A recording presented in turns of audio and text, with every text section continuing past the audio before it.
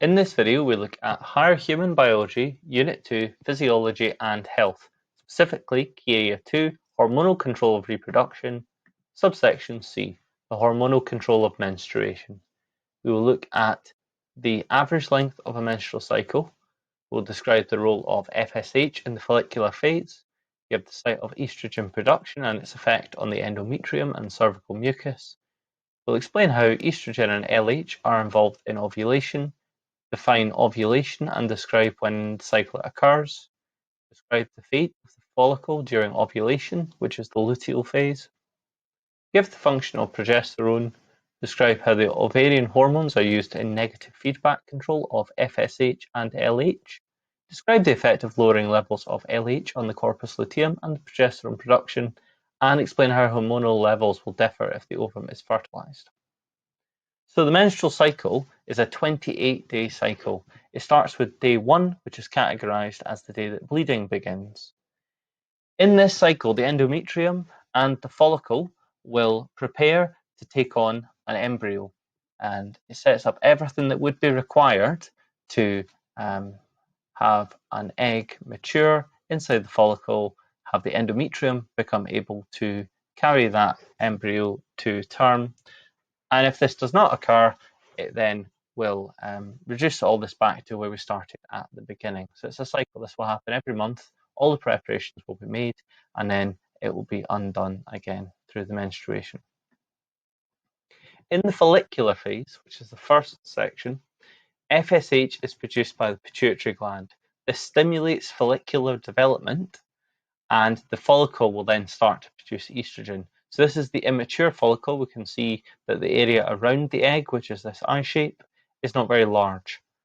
As FSH is produced, the follicle is stimulated to mature. You see the follicle is getting larger compared to the egg and filling with fluid. As it's doing this, the bigger it gets, the more estrogen it is producing, until it gets to the point where estrogen will cause a peak in luteinizing hormone. So remember, as well as follicle stimulating hormone, luteinizing hormone is being produced by the pituitary gland at reasonably low levels until the point where the follicle produces so much estrogen that the LH will surge. This causes ovulation, where the egg is released from the follicle and the follicle will then become the corpus luteum. As well as this, estrogen production causes the cervical mucus to become more easily penetrated by the sperm.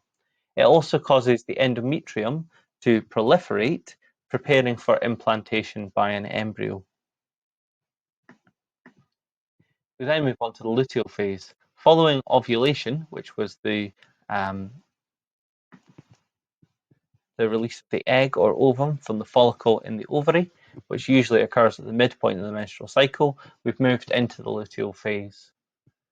The follicle now becomes the corpus luteum.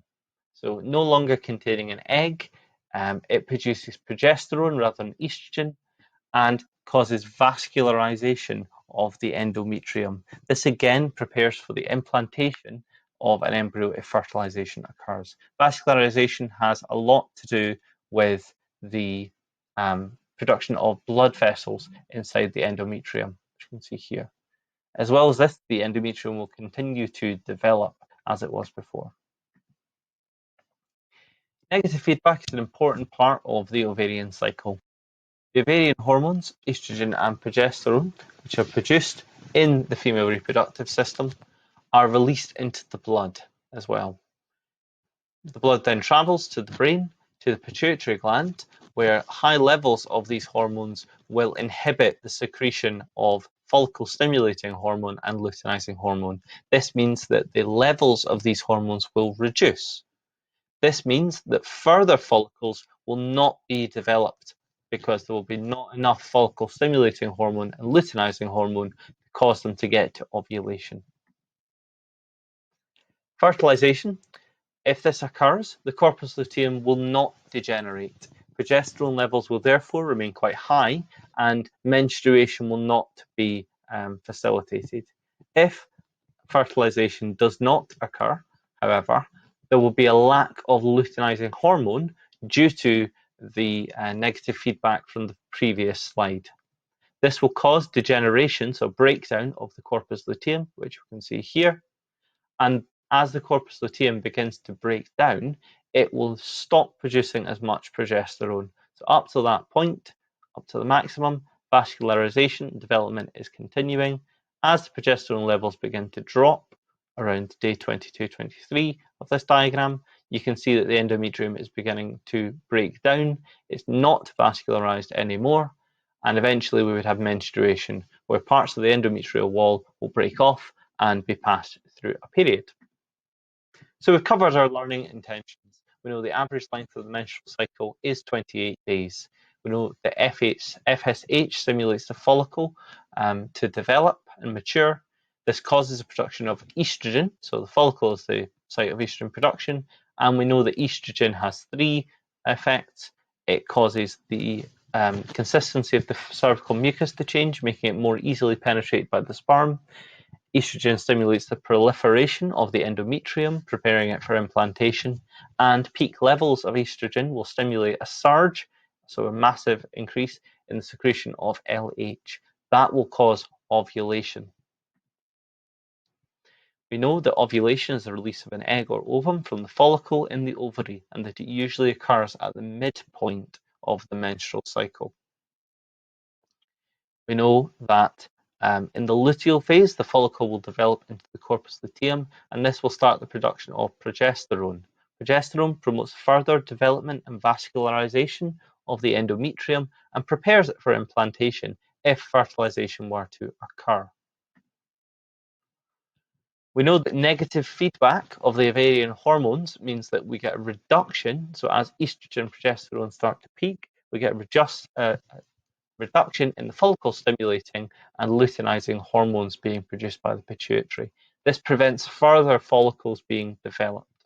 So it means that if the first follicle of that cycle has been fertilized and begins to develop in the uterus, only one embryo will be developed. The lack of LH in this process can lead to the degeneration of the corpus luteum, and the subsequent loss of progesterone will lead to menstruation. However, if fertilization has occurred, the corpus luteum will be maintained through hormonal secretion, and it will not degenerate. Progesterone levels will remain high and on the course, but the placenta will then, after 6 weeks, maintain the progesterone concentration. Hopefully that made some sense. If you've got any questions, please do ask for help.